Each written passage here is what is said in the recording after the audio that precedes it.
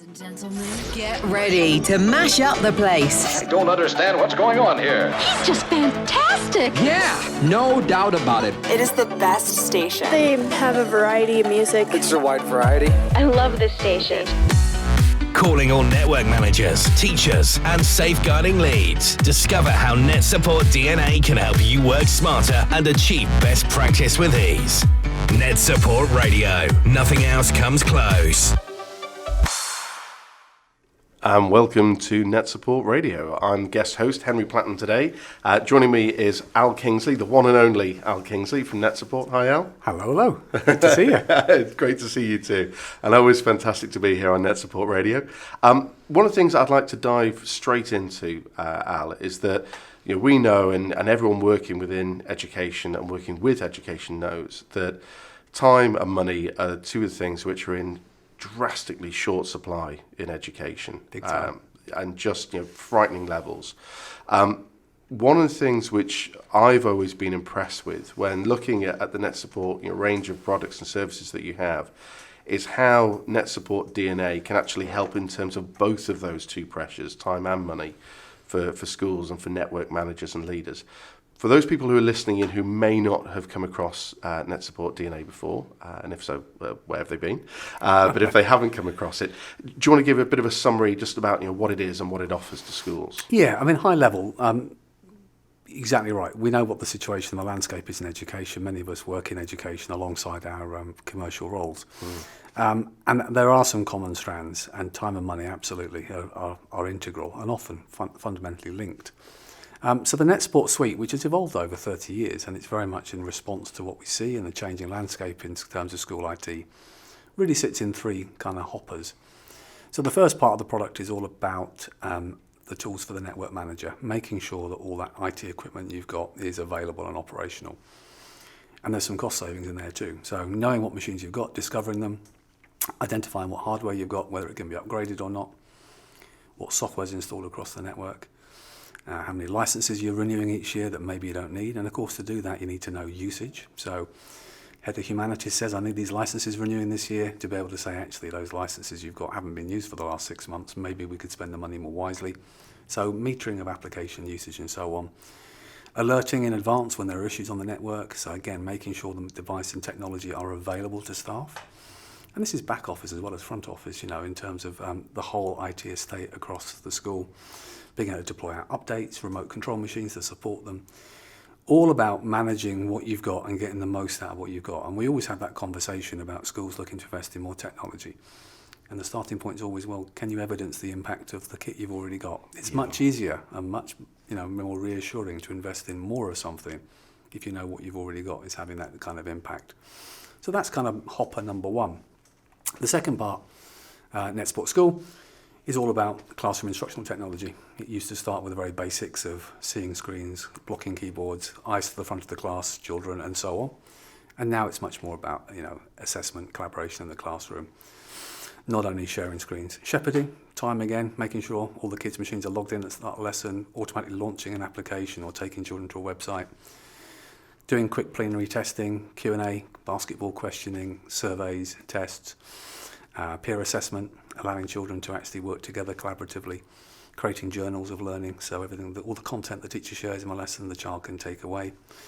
Really about making and shaping that bit, and part of it's linked to teacher confidence, having a tool that means they know they can shepherd the children and get the most out of the tech within the classroom.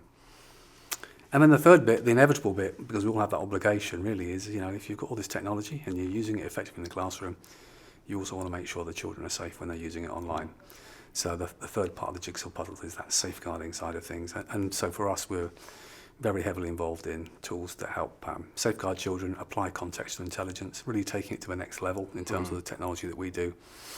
Being those eyes and ears, but putting into context, who the child is, whether they're a vulnerable child, how many times they've searched for keywords against a particular topic, and identifying those children that might be at risk, whether it be of online grooming, radicalisation, and whatever it might be.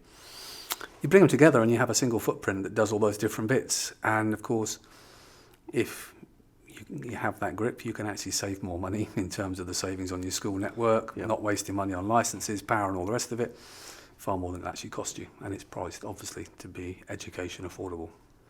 And it's fantastic to hear you talk about the breadth of the services there, but there are certain sort of key points that you're talking about, and you're obviously one, the history of NetSupport, and you've been going for over 30 years, but also that confidence for the educators, that contextualized solution for the educators, and that kind of evolution that's continually going. I know comes back to the strong ethos that you have around customer engagement and listening and working with educators, not just as a leader, within industry, but as you say, with your role, with MATs and governorship in schools and working closely with teachers.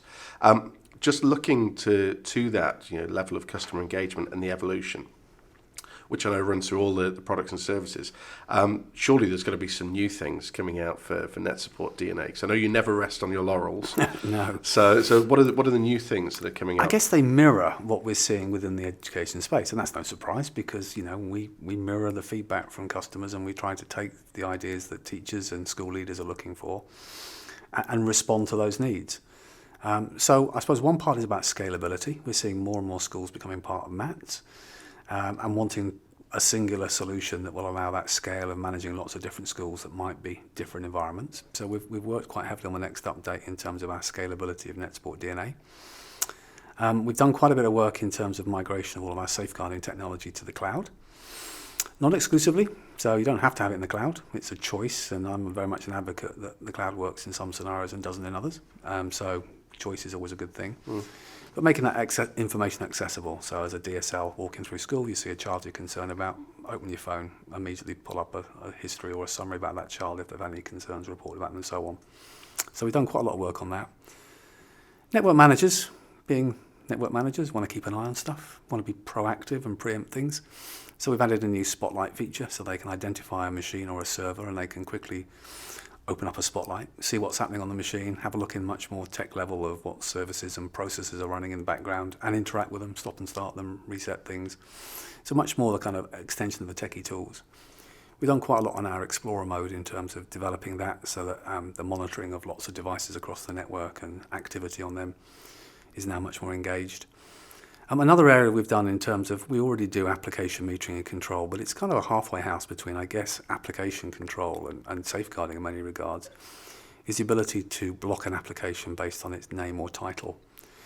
And when we say an application, it could just be a window. So if you open something and the title of it is, I don't know, let's use a relatively safe but obvious word, cannabis, it will auto-close it. And if it's a game and it's certain keywords, it will automatically close it. That prevents children using or accessing content. It could be an email that pops out with a subject that's relevant to it that would then prevent viewing of that term. And of course alerting and reporting on the back of that. And that's something that is, you can do it with a sledgehammer, but you always want to do it elegantly, because I'm always very nervous of the idea that a child opens a document that's been sent to them and it's about cannabis and it kills word, and then what about their curriculum work they've currently got on in a second document in background? So it's got to be elegant and effective. And often with anything you do for education, the devil's in the detail. You need to be effective, you need to be reliable and robust, but you also need to be mindful that content is really, really valuable on a child's machine. Midway through an essay, you don't want stuff locking and blocking and stopping and losing that content. Yeah. And that devil in the detail is what is, the foundation of NetSupport as an education vendor. We've done some other works on our classroom side of things as well, in terms of our classroom management. But as always is the case, we found with our product, it's a mature product. And in education, if you've got a good product, you'll develop a good, loyal following of schools that will see the benefit and the impact and use it. And if you've got a poor product, word gets around quick. That's the beauty or the negative of education. People share much more than in business. And I've always been of the view that it's about evolution, not revolution. Sometimes it's about, certainly in the classroom technology, in the UI, I think there's an important thing, which is people gain confidence from familiarity. And what people don't want is the marketing gimmick of every time the product gets updated, the UI's completely changed and the buttons are in a different place, and you've got to relearn and gain that confidence again.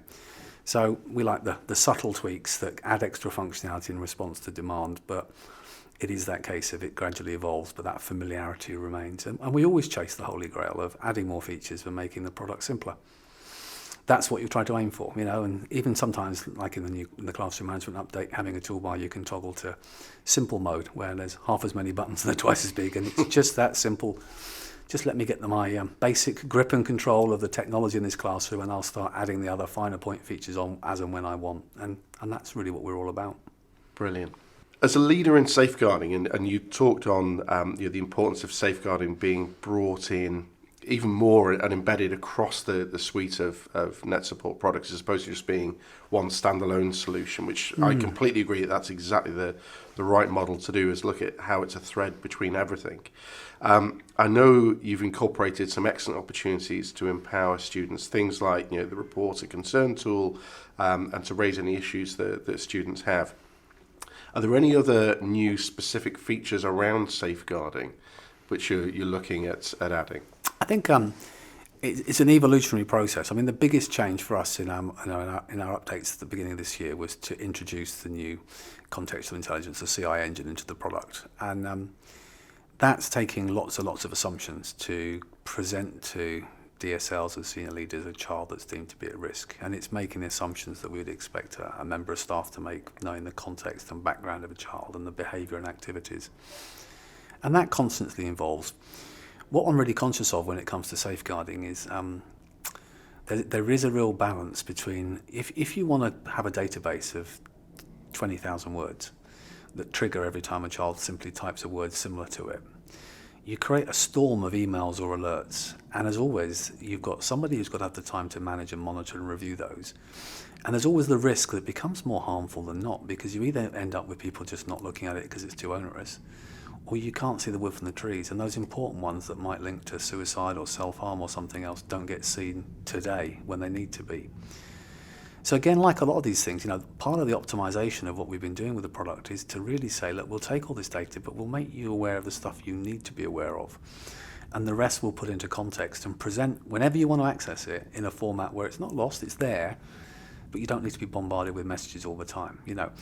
All the terms, if appropriate, in the right context, are of concern. But clearly a child who's looking at self-harming or suicide, we need to know about today. There may be a trending theme with girls in year 11 that lots of the topics relate to body image that might prompt an assembly or some other topic, but perhaps you don't need to know tonight. And so that's that kind of element. And it's all this kind of focus about recognising the challenges. Some schools, which again, you have to look at in terms of where funding's spent, are paying third parties to monitor their keyword filtering and let them know. But they don't know the children and the context, so they're taking a black and white assumption. Why pay for that kind of service when a tool can make the basic assumptions, the black and white assumptions, if you like, with the historical context, and then put that in front of the qualified individual to make the final judgment? And so, sometimes you can actually save money by preventing schools needing to go off and use and pay for additional complementary services. Completely. The portability is important for me. I kind of always feel that, safeguarding data is precious. You don't always want it to go in the cloud, but obviously if it's in the cloud, you'd expect it to be a reputable vendor that's got the right security and all the right tools in place. But actually, the truth of it is, its value is about how accessible it is to you. And if you don't find something accessible, you just won't use it. So the work we've done on making sure that, from your smartphone or whatever, you can quickly access details about a child, to me that's where it becomes relevant to a teacher who sees a child that they've got concerns about, and they can quickly find out about that child, but also raise a concern if appropriate. Streamlining and simplifying is really at the heart of what we're doing at the moment.